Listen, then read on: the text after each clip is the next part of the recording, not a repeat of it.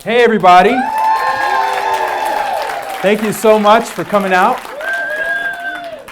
So excited. My name is Light Watkins, and I'm the founder of the Shine movement in Los Angeles. So as Katie mentioned, that I've been teaching yoga and meditation for many years. For the last 3 years, I have been a part of this movement called the Shine. And the interesting thing about movements is that they're pretty ubiquitous. Pretty much everything we take for granted today started at some point as a movement. And I wanted to kind of start at the what I call the end, which is where we are today, right? These are articles that were written in San Francisco Chronicle, New York Times. We've basically been written up in pretty much every major publication. And the headlines are all about sober socializing, which is interesting because that's not really the intention behind starting the movement, but that's kind of what's happened as a result of the movement. Now what I want to do is I want to Quentin Tarantino it back to the beginning and just talk a little bit about the early days of the Shine. So as I said, at some point people either decide or they get inspired, and this is not one of those decision-based movements. When I'm talking about with decision-based movements or like the civil rights movement or the Occupy Wall Street movement, somebody somewhere said, you know what, enough is enough and we're going to do something about it, and that's great. This is more of an inspiration-based movement, which means that there was something inside of me, just like there's something inside of you, that causes your heart to sing. And it's probably been with you for a very long time. It has probably kept you up some nights just thinking, what if, going over all the possibilities. What if I actually did that thing? What if I actually got involved in this particular area? And when we listen to that, when we start taking action on it, it can be a pretty scary thing, but also a very rewarding thing. Mark Twain famously said that the two most important days of our life are, you guys know that one? The day you were born is the first one. What's the second one? The day you find out why. So I believe that there is a connection in between that inner calling and what Mark Twain was referring to, your inner movement. And I also think that there is a third day in there that doesn't get a whole lot of attention, right? It's great when you find out what you're excited about and what your why is, and sometimes that could take years before it actually comes to you, but eventually there's got to be a moment where you take action. And so as I was saying before, I was lying on my bed, I was feeling like I was waiting for permission to take action. I was waiting for someone somewhere to anoint me with this calling to say, Light, I want you to get up and do this thing. And I realized that, hey, almost 40 years have gone by and it hasn't happened yet. So maybe that day isn't actually coming. Maybe I have to give myself permission to do this thing. I love that quote. It says, you're waiting for God to do something for you, but guess what? God is waiting for you. God has been waiting for us this entire time. And this was one of the first times that I had that inner calling to start something. And I'm pictured here with a buddy of mine. We started a board game company in our 20s.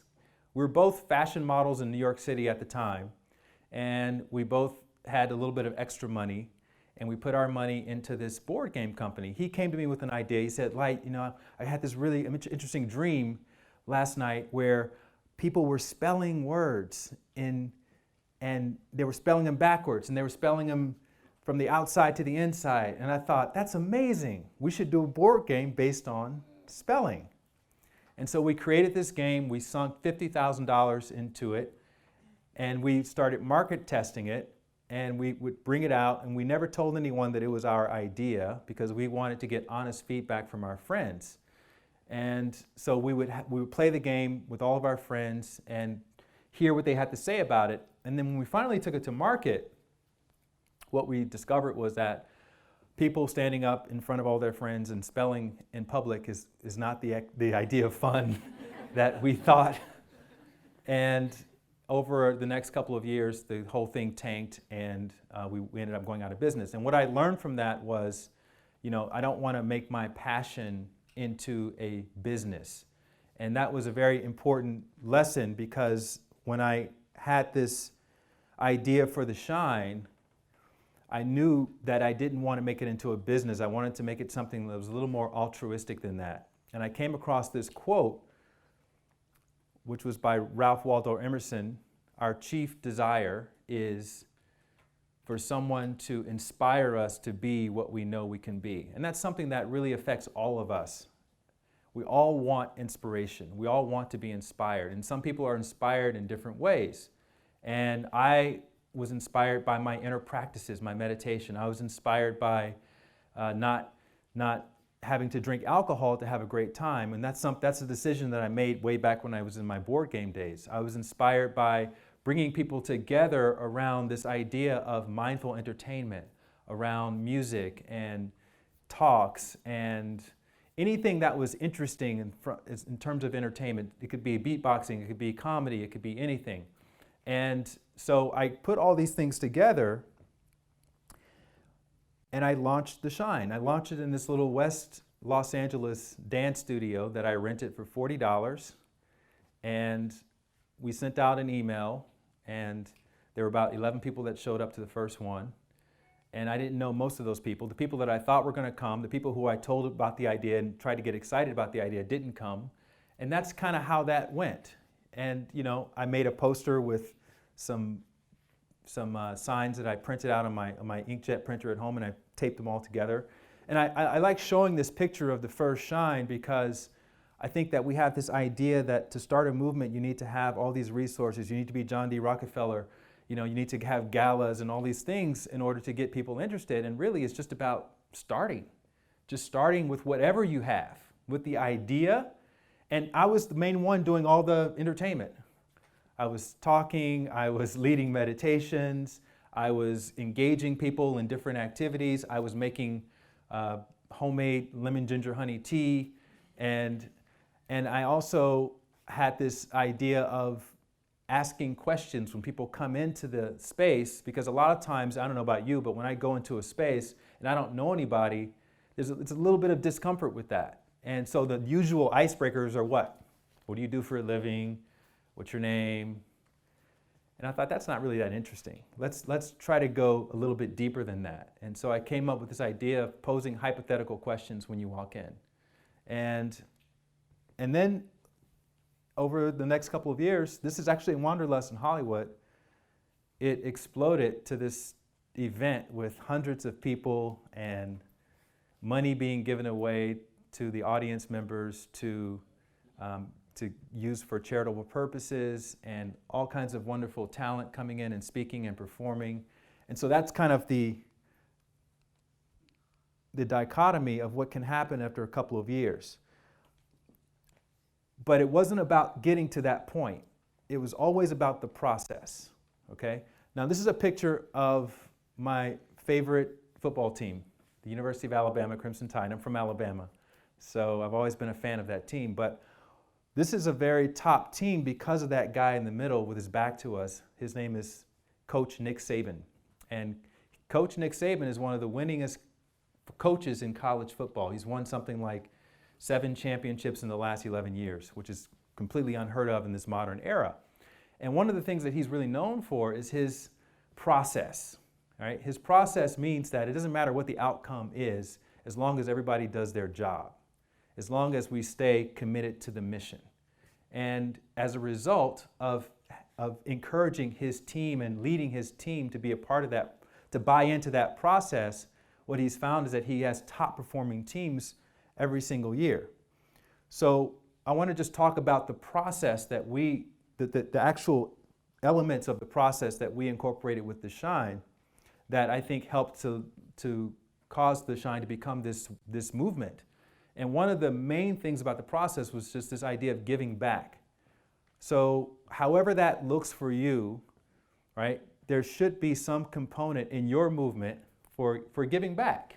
What we decided to do was, instead of sort of conventional, one-for-one model or any of those kinds of models, we wanted to take the proceeds from our events and give them to someone in the audience randomly to take it into their life and to basically start another event or to start another movement or to do something that inspired them to give in whatever way was close to their heart. So it became sort of an incubator type of element to the event. So literally, you may come to the event, your name may get called, and you come up on the stage and we give you $400 in cash, and we say, take this $400 back to your community and use it in some way to help people.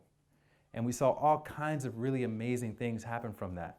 We saw people obviously, make sandwiches for homeless people, but then there were other really more creative uses of the money, such as going out and creating raincoats for homeless people, or creating reusable water bottles that people could use with tap water, that could filter fluoride out of tap water. We saw people do things like create a sort of an Uber service, a car service for people who were in need. People furnished homeless people's new houses. There were all kinds of different charitable organizations that were benefited from this endeavor of giving back. And it empowers the audience at the Shine to really pay attention to not just what's happening that night, but also to ask themselves the question, what if I receive that money? Because everybody has a couple $100s in their account, and maybe some people use the money to go to drinks, some people use the money to go to dinners once a month, but we wanted everybody to leave the event thinking, I don't have to actually be the person that's called up on stage. I can go home and just pretend like I won that money, and I can go out and do something in my neighborhood. And that way it creates a very powerful ripple effect. The other thing is we had to rise above the rubbish. And by that, I mean, there's always going to be people who are doubters, naysayers, haters, people who don't want to pay for anything, and who want to get everything for free. And so I think it's unrealistic to expect that everybody's going to come out and embrace your idea, embrace your movement. And that's not what we found either. But there are people who are wanting to ride with you, and I think that the focus that we have should be on those people and not on everything else that's happening around, because those are all going to be there. That's a hill that's around the corner from my house, and last year in 2016, I made a pledge to run halfway up the hill as fast as I can, and then stop, and then go back down, and then run up again. So I drew a red arrow there just showing where I stopped. And I would do this every other day without fail. And then eventually I had some friends who wanted to do it with me, and they would run with me. And then about 5 months into this, one day, as we were sprinting up the hill, this homeless guy in the shopping cart was pushing his cart down the hill. And he saw us run up to the midway point, and then stop, and then start walking back down. And he yelled at us. He said, God said, run all the way to the top of the mountain. He didn't say run halfway up and then quit. And it was very funny.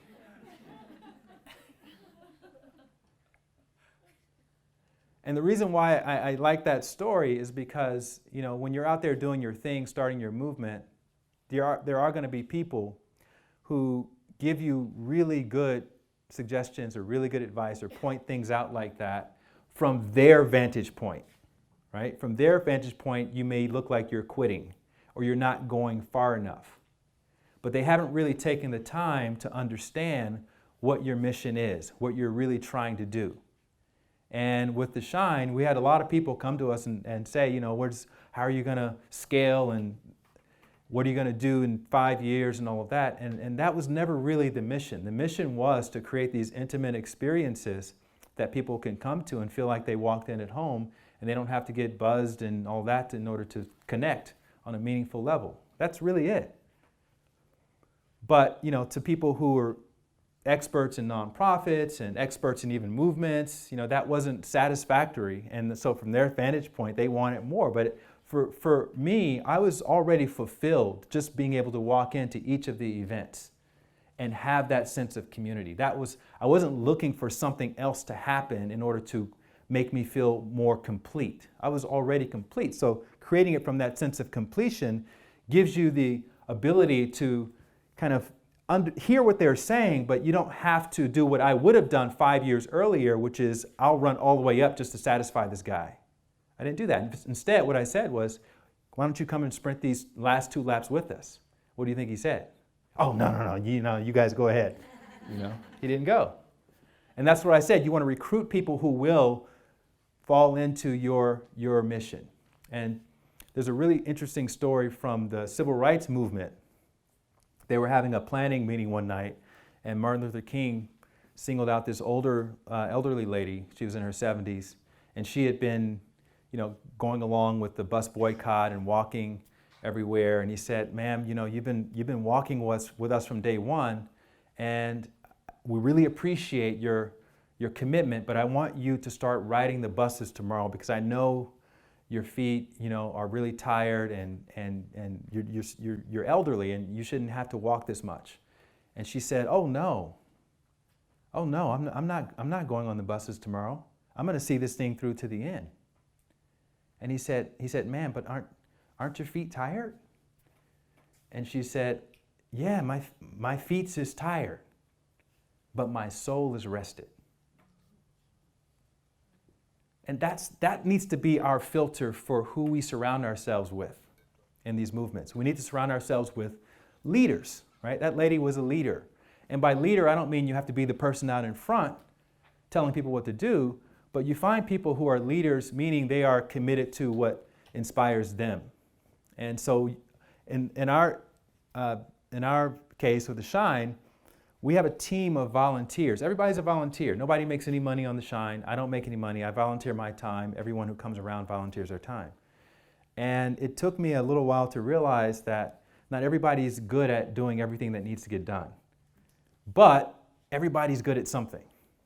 And part of being the organizer of your movement is learning how to identify what everybody is good at, what excites everybody, and then allowing them to be the leader of that particular thing, right? It could be merchandising, it could be greeting people, they're a people person, it could be someone who's really excited about food, it could be someone who's really excited about curating. And so you find out what they're excited about, and you task them with that particular position, and what you find is you don't have to constantly motivate them. They're already motivated because they feel empowered, they feel invested, they feel bought into the mission with their personal contribution. The other part of the process is you don't have to reinvent the wheel, right? You've all been to events that you have enjoyed for one reason or another. Maybe at Wanderlust, you've seen some things, you go, yeah, that's really cool that they did this. They have these things, these speakeasies, or they have these other kinds of cafes or whatever. So if you find things that you've already enjoyed, then you take those things and you incorporate them into your particular movement. It doesn't have to happen from day one. It could be something that's kind of in the master plan. I'm going to incorporate this at some point when we get enough people or when we get enough resources that you need.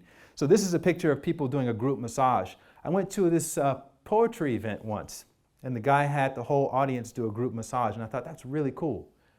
I really enjoyed the feeling. And so we started incorporating that in the Shine. That's not something we did on the first day when there was only 10 people in the room, because that would have been weird. But when you have 200 people giving a group massage, it becomes a really enjoyable experience. And in all the pictures that you can see from our events, every time we're doing this, everyone's face looks exactly the same. Huge, huge smile on the face.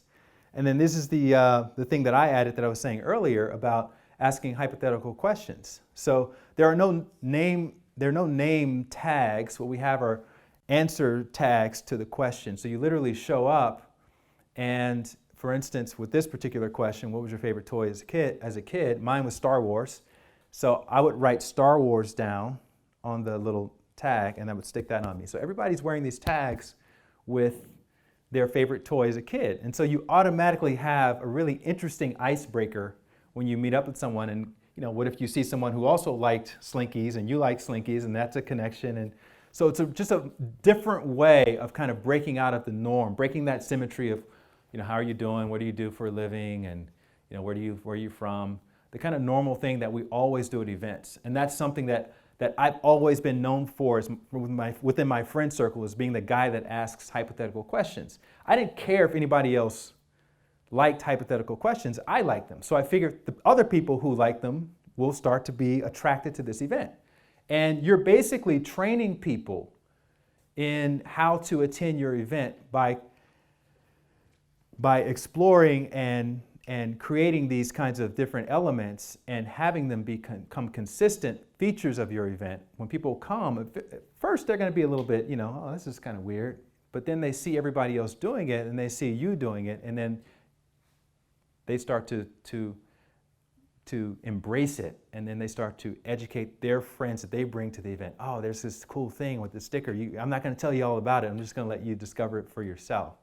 So that's what we started to find. There is going to be some resistance. As I said earlier, resistance can come from within the group as the event expands or the movement expands, the dynamics change, people's priorities change, people on the team. You're going to have people who aren't able to continue on in the same way that they were able to continue on in the beginning. And this is, again, a part of just being realistic when it comes to starting a movement, is to know that you're not going to have, it's not always going to be flowers and rose petals. You're going to have to maybe part ways with people. You're going to have very difficult conversations. You're going to have to maybe call people out sometimes and just say, look, you're not really fulfilling the role that you said you wanted to fulfill in this movement. And so, as a leader, as the captain of the ship, it's on you to make those calls. You can't get over the loudspeaker and go, I don't know if we're going to be able to land this thing. People are looking to you to be able to make those kinds of calls. And so it's going to be very tempting to go off message when you hit those first little bits of turbulence. Well, maybe I need to satisfy this person over here or this faction over here. But again, you want to stay true to the message. Whatever the original message was that initiated the inspiration for the movement, that's what the majority of people are actually buying into. And so we don't want to, it's okay to obviously modify and improve and upgrade the experience based on feedback.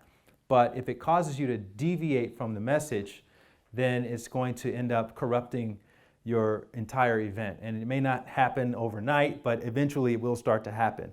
So the most important thing is to just keep moving forward and to maintain consistency. What's the difference in the idea that you have in your head and the idea that some tech billionaire may have that they can implement, with all their resources?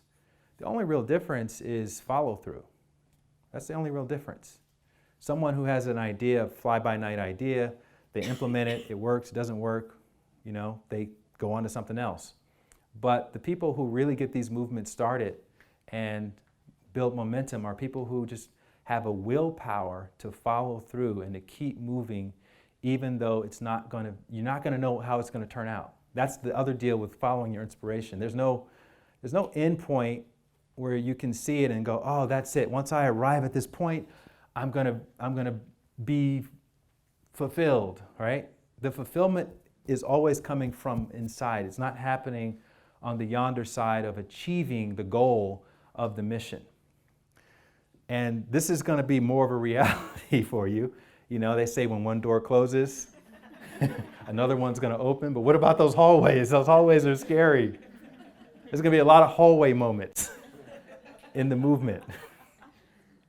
And so we want to get comfortable with discomfort, because all of the greatness that your movement can provide to the world is going to require you to get out of the comfort zone. You cannot have a movement and be in your comfort zone at the same time. It's not possible.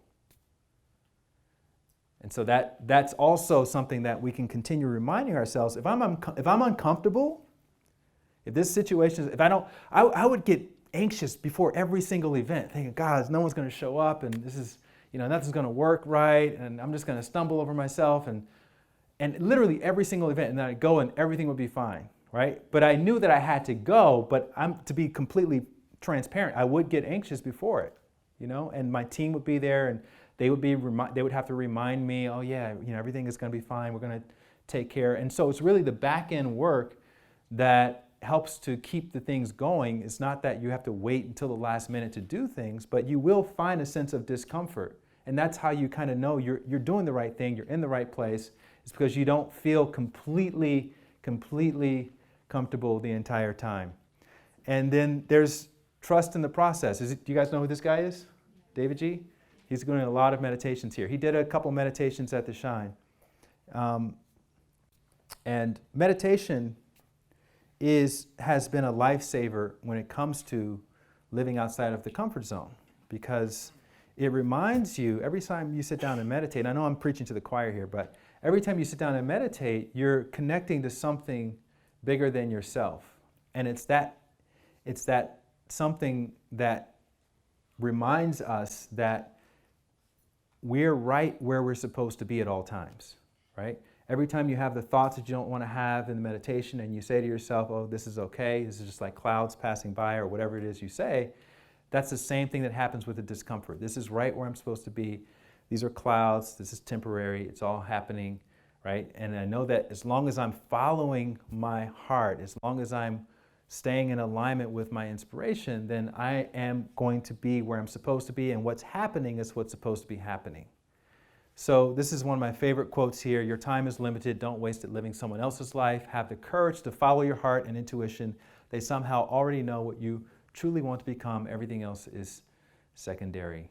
And that's pretty self-explanatory. So in closing, I want you to go and start your movement. And